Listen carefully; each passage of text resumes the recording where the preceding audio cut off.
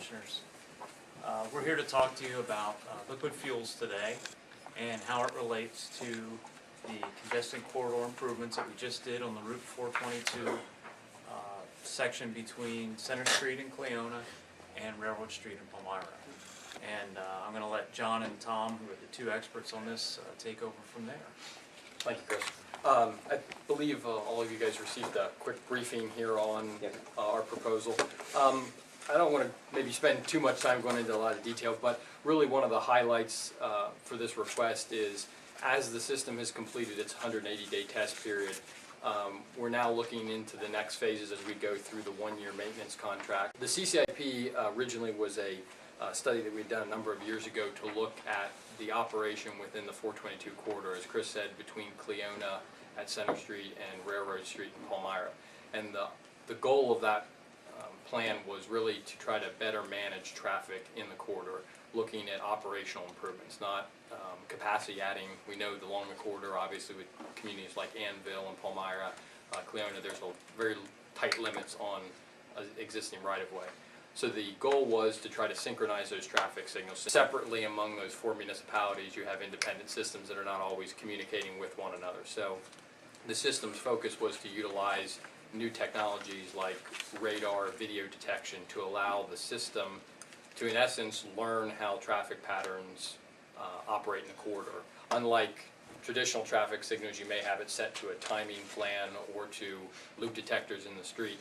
What the ACS system that we installed on 422 is to actually begin collecting data, and that kind of goes back to our request here with the 10,000 for the maintenance of the computerized system. The general maintenance of light bulbs and mast arms, that's still the responsibility of the municipalities to handle, and they all have UCM high for their general maintenance contractor on the signal. So those day-to-day kind of things would be addressed by the contractor, but to keep the computerized system managing and making sure that it's adjusted according to the needs on the corridor and what we see working with PennDOT and the municipal staffs, we want to make sure that that is maintained. So we're asking you guys for a amount of $10,000. I think we project in the overall cost of what we'll need to make those adjustments to the computerized system and make sure that it is functioning for the system overwide.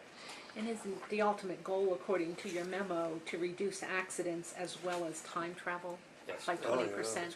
We've actually received Gary Modi, who is out of the Bureau of Highway Safety in a central office, actually sent an email where he was noticing that initially within the Cleona area we were already starting to see a significant drop in accidents, and they thought it was sort of a fluke with their data, so they had Chris Spees and a couple of the other engineers run it, and they actually are seeing a significant impact. They're very excited to see over the next year or so how that what that looks like. So that's pretty neat for them, and they were blown away.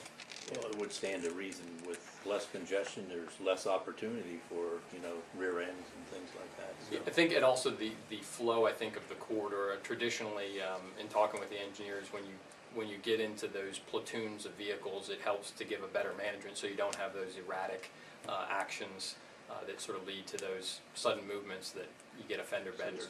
We still have challenges within some of the side streets within Palmyra, trying to attenuate the camera and the detection system to work the way they are, and to sort of sort out what is some operational challenges that we have that are maybe more long-term physical improvements versus the actual systems. So can you kind of put people's minds at ease? These are not ticket generating devices. No. The data collection, the cameras, and we get that question asked to us, is it recording my license plate? And no, it's the video detection is simply replacing the loop detectors and other things that you would have in the road that can very easily be damaged when you do a resurfacing of that sort. It allows better detection, as you guys have heard at the MPO meetings about bicycles or and scooters. Exactly, horse and buggies. It allows for much more universal detection. The other part is that the other devices you see in the corridor utilize radar and a couple other things to actually judge the speed and distance that those vehicles are approaching the light, so that it can better prioritize what is utilizing those intersections. So. And this, if I understand this correctly, this computer system will change the timing of the lighting as needed. Is that correct? Yeah. What it does is I think as Tom and I have heard, there's a initial timing plan that the signals are set up that is permitted through the department, through PennDOT. And then within that range, the system is able to calculate based on if you have a Friday higher volume, you have a lot more traffic leading into the weekend, the system can adjust. Now, I think as we've looked, there's also the operational challenges in the corridor in the instance of the 934 and 422 intersections where you don't have right-hand turning lanes that would allow people to clear. The light may still be green, but if you have a truck or a slower moving vehicle, that's still going to present a challenge. The signal can recognize that, but it can't address the issue of them getting out of the way. I know this is not in intended use, but these are cameras, correct? Mm-hmm. Okay, does law enforcement, would they be able to use this, access for this, for this system at all, for, you know, in case they were looking for a criminal or something, and has any kind of request been?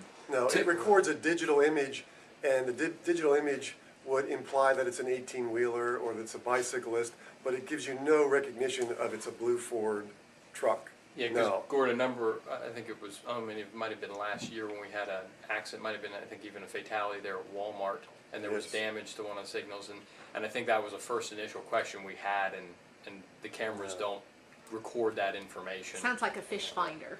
Yeah, exactly. You know it's a fish, that's all you know. Very, Well, that's a good, very that's a low pretty, res. Yeah. Yes, exactly, Yeah. exactly. John? Yeah, am I correct, isn't there a new traffic signal plan in Palmyra along that corridor? Well, there's one being proposed right now at Clear Spring Road and the relocated Killinger Road for Eastern Land and Resources.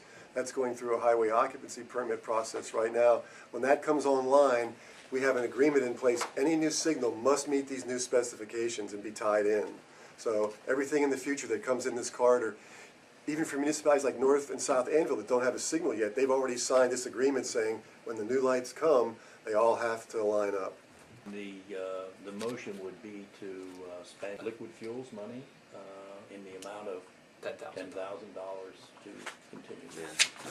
Yeah, oh, sure. This is an annual contract. Well, we don't know that yet. It may be a lower dollar amount next year. We'll just have to see how this plays out. Okay. This is a first year for us, so we think this number is going to be a little bit on the high side, but we don't know that yet, Jamie. Okay, but the yes, commitment that they're making is to an annual, that is correct. an annual maintenance. That is correct. Okay, Oh, it is. Yes. This is not just a one-time deal. right. Okay. And as these guys, they've been in before and they'll probably be in again, we're sort of adjusting the liquid fuels and the utilization of liquid fuels from what it historically was to being a little more integrated with these other projects and other plans. So, I would think this fits right into that. The adjustments are going to be to the special projects and some of the fixed allocations. So, So moved. Second. All right, it's been moved and seconded to pay from liquid fuels money $10,000 for an annual maintenance program for the new traffic signal system in the 422 corridor. All those in favor indicate by saying aye. Aye. Opposed? So ordered.